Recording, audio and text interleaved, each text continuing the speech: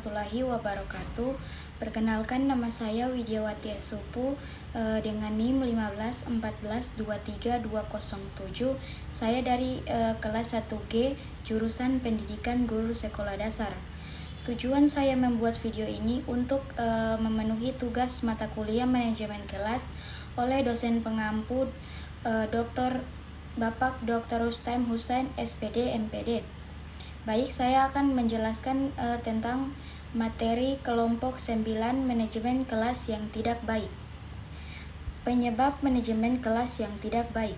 Ada beberapa faktor yang dapat menyebabkan manajemen kelas yang tidak baik.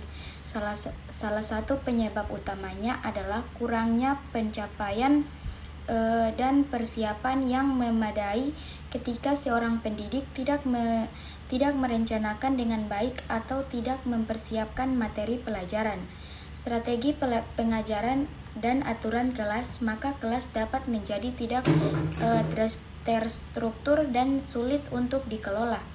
Kurangnya perencanaan juga dapat menyebabkan ketidakjelasan dalam tujuan pembelajaran dan harapan yang diberikan kepada peserta didik.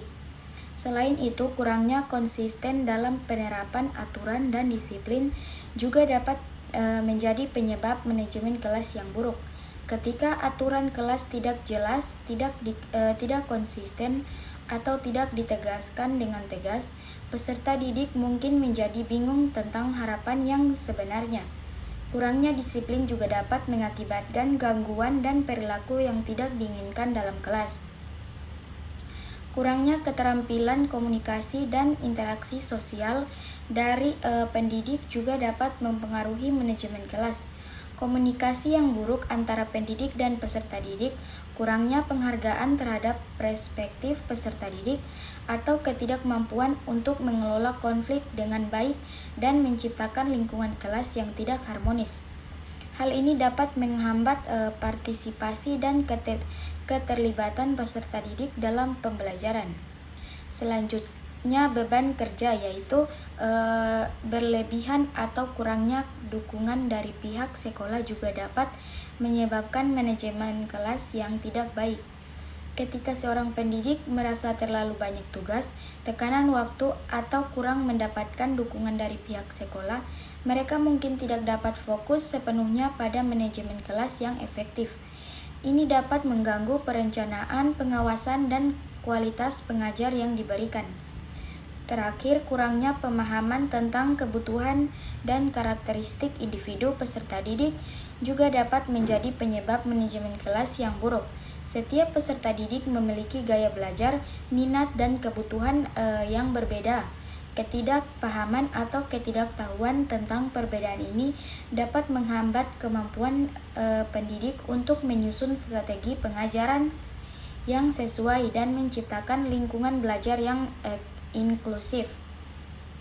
Dalam rangka meningkatkan manajemen kelas, pentingnya bagi pendidik untuk melakukan perencanaan yang matang, menerapkan aturan yang konsisten, meningkatkan keterampilan komunikasi, mendapatkan dukungan yang memadai, dan memahami kebutuhan individu peserta didik.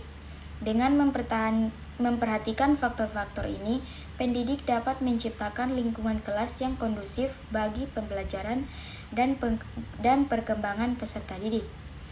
Penyebab terjadinya manajemen kelas yang tidak baik. Yang pertama, kurangnya keterampilan manajemen kelas guru. Salah satu penyebab utama terjadinya manajemen kelas yang tidak baik adalah kurangnya keterampilan manajemen kelas yang dimiliki oleh guru. Guru mungkin tidak memiliki pemahaman yang cukup tentang strategi dan teknik manajemen kelas yang efektif, termasuk dalam mengelola perilaku, menjaga disiplin, dan menciptakan lingkungan belajar yang kondusif. Tidak adanya aturan dan ekspektasi yang jelas. Ketika aturan dan ekspektasi dalam kelas tidak ditetapkan secara jelas, peserta didik cenderung bingung tentang apa yang diharapkan dari mereka. Tidak ada struktur yang jelas dapat menyebabkan ketidakdisiplinan, perilaku yang tidak terkendali, dan kekacauan dalam kelas. Ketiga, tidak adanya hubungan yang baik antara guru dan peserta didik. Hubungan yang baik antara guru dan peserta didik merupakan faktor penting dalam manajemen kelas yang efektif. Ketika hubungan tersebut tidak terjalin dengan baik, peserta didik mungkin tidak merasa terhubung dan terdorong untuk belajar. Ini dapat mengganggu keterlibatan peserta didik dalam proses pembelajaran. Keempat, ketidakseimbangan antara kebutuhan individual dan kebutuhan kelompok. Manajemen kelas yang tidak baik dapat terjadi ketika guru tidak mampu menangani kebutuhan individual setiap peserta didik atau tidak mampu menciptakan kerjasama dan interaksi yang baik dalam kelompok. Ketidakseimbangan ini dapat menyebabkan konflik, kurangnya perhatian, dan ketidakpuasan peserta didik. Kelima, faktor lingkungan. Lingkungan di sekitar kelas termasuk faktor-faktor seperti kebisingan, gangguan, atau kurangnya fasilitas yang memadai dapat memengaruhi manajemen kelas. Ketidakstabilan lingkungan dapat mengganggu fokus dan konsentrasi peserta didik, sehingga mempengaruhi manajemen kelas secara keseluruhan. You don't even know